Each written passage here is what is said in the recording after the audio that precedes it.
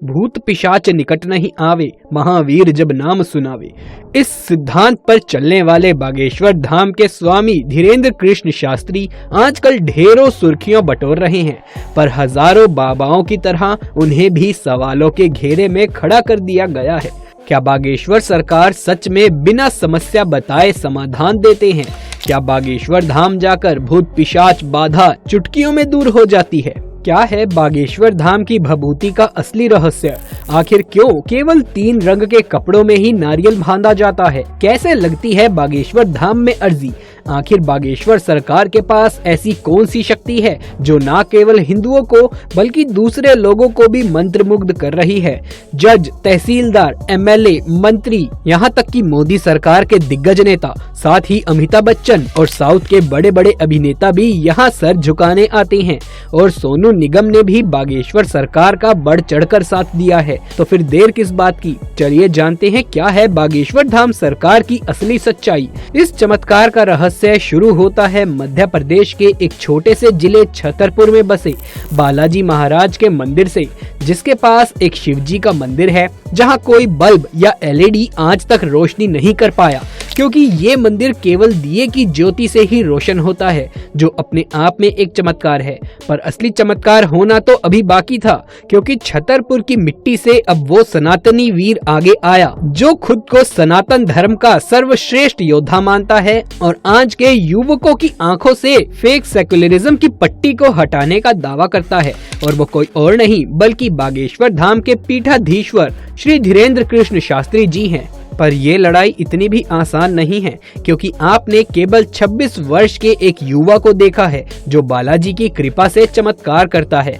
पर आज हम आपको बताएंगे वो काला सच, वो अंधकार जिससे लड़कर धीरेन्द्र कृष्ण शास्त्री जी ने दुनिया का सामना किया।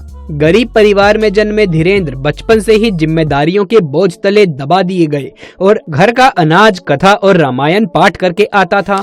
पिताजी के पास कोई नौकरी नहीं थी, पर धीरेन्द्र के दादाजी एक बड़े संत थे और शिवजी के मंदिर के आगे बालाजी हनुमान जी के मंदिर की स्थापना भी उन्होंने ही कराई थी। धीरेन्द्र ने 9 वर्ष की उम्र में ही भक्ति से अपना मोह लगा लिया और हर दिन बालाजी की सेवा को ही अपना धर्म मान लिया। अपने दादाजी को गुरु बनाकर उन्होंने रामायण और गीता जैसे महान ग्रंथों का ज्ञान लिया और बालाजी की भक्ति में रम गए।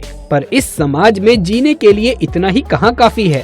बालाजी सरकार ने अपनी 8वीं तक की पढ़ाई अपने गांव से ही की, पर क्योंकि गांव में केवल 8वीं तक की ही कक्षा थी, इसीलिए अपनी आगे की पढ़ाई के लिए उन्हें 6 मील दूर चलकर जाना होता था। और कुछ इस तरह उन्होंने अपनी 12वीं की पढ़ाई पूरी करी। पर कहानी यही खत्म नहीं होती, क्योंकि उन्होंने बैचलर ऑफ आर्ट्स की डिग्री भी हासिल की है। तो इतना तो साफ है कि चमत्कार दिखाने वाला कोई अनपढ़ इंसान नहीं है।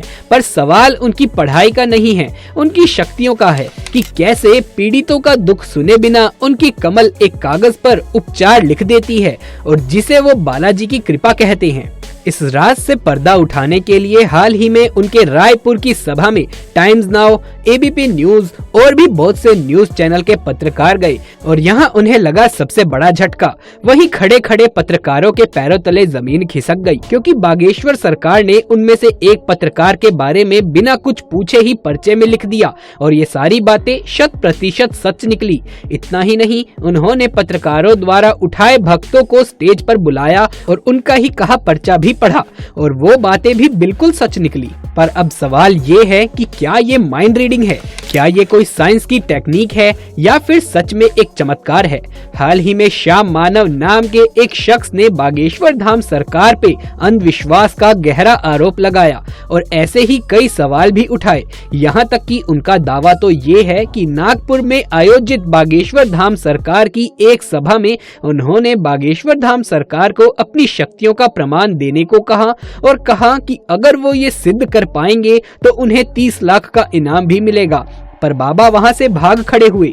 इस पर बागेश्वर धाम सरकार का ये कहना है कि ये झूठा आरोप है, ये केवल सनातन धर्म को टारगेट करने का एक तरीका है और अगर श्याम मानव को किसी भी तरह की पुष्टि चाहिए तो वो छतरपुर में आमंत्रित हैं। इस मुद्दे पर सोनू निगम ने बागेश्वर धाम सरकार को सपोर्ट करते हुए कहा है कि जो भी सनातन धर्म के विरोध जाएगा उसके खिलाफ खड़ा होने की जरूरत है। इतना ही नहीं, बागेश्वर धाम सरकार के साथ आए दिन किसी न किसी नेता अभिनेता की तस्वीरें आती रहती हैं। बीजेपी के प्रमुख मंत्री मनोज तिवारी भी बाबा के नाम के जयकारे लगाते नजर आ चुके हैं और कांग्रेस के भी कई नेता बाबा का आशीर्वाद लेने आते रहते हैं।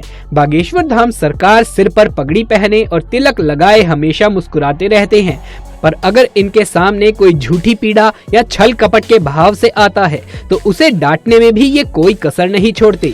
यहाँ दुखों का निवारण केवल पन्नों पे लिखे हुए उपायों से ही नहीं होता, बल्कि उस भभूति से भी होता है जिसे वो परंपरा और बालाजी का प्रसाद मानते हैं।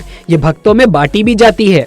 कहा जाता है कि बागेश्वर धाम सरकार स्वयं हनुमान जी का रूप है और जो भक्तों के कष्ट हरते हैं। और चौंकाने वाली बात तो ये है कि लोगों का मानना है कि बागेश्वर धाम सरकार के पास एक अदृश्य सेनापति है जो भूतों को भगाने में उनकी मदद करता है। पर सवालों की सूची यहीं खत्म नहीं होती, क्योंकि अब सवाल ये आता है कि भक्तों की इतनी बड़ी भीड़ में से आखिर किसकी अर्जी मंजूर होती है और कैसे, क्योंकि लाखों भक्तों की अर्जी एक बार में तो सुनी नहीं जा सकती। तो आखिर उस भीड़ में से कैसे चुने जाते हैं वो भक्त जिनकी अर्जी बालाजी तक पहुंचती है। यहाँ पहेली आती है 3 रंग के कपड़ों की। जी हाँ, आपने बिल्कुल सही सुना। बालाजी तक अपनी अर्जी पहुंचाने के लिए नारियल को पीले, लाल या फिर काले रंग के कपड़े में लपेटकर बागेश्वर धाम में रखना होता है और उसमें अपनी अर्जी लिखनी होती है। अब उसमें से जिसकी अर्जी मंजूर होती है उसे इस चमत्कार को महसूस करने का मौका मिलता है। पर यहाँ सवाल आता है कि आखिर ये तीनों रंगों की क्या पहेली है। दरअसल सामान्य समस्या वालों को नारियल लाल रंग से बांधना होता है, शादी से जुड़ी समस्या वालों को नारियल पीले रंग के कपड़े से बांधना होता है और भूत पिशाच की बाधा वालों को नारियल काले रंग के कपड़ों से बांधना होता है। अब इन्हीं चीजों को कई लोग अंधविश्वास कह रहे हैं। कुछ लोगों का तो ये भी कहना है कि ये काला जादू है और केवल अंधविश्वास का एक जाल है जो मासूम लोगों को फंसा रहा है। वहीं लल्लन टॉप के न्यूज के मुताबिक बागेश्वर धाम की टीम ने कई जमीनें गैर कानूनी ढंग से कब्जा रखी हैं और कई लोगों का मुंह पैसे और पावर से बंद किया हुआ है। तो वहीं कुछ लोगों का कहना है कि ये मीडिया और कुछ नास्तिक लोगों की साजिश है जिससे वो सनातन धर्म को टारगेट कर सके। तो आखिर क्यों ये सवाल किसी मौलाना या फिर पादरी पर नहीं उठते? क्यों केवल सनातन धर्म के गुरु और बाबाओं पर ही सवाल उठाए जाते हैं?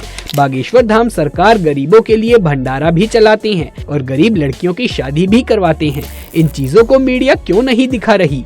ये सारे सवाल अब भी गहरी चर्चा का विषय बने हुए हैं। ऐसे में आपका इस बारे में क्या कहना है? क्या आप बागेश्वर धाम सरकार को सपोर्ट करते हैं या नहीं? हमें कमेंट बॉक्स में लिख करके जरूर से बताएं।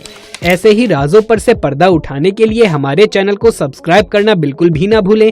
कमेंट बॉक्स में जय श्री राम जरूर से लिख दें। जल्द मुलाकात होगी आपसे किसी अगली वीडियो में। तब तक के लिए आप सभी का धन्यवाद।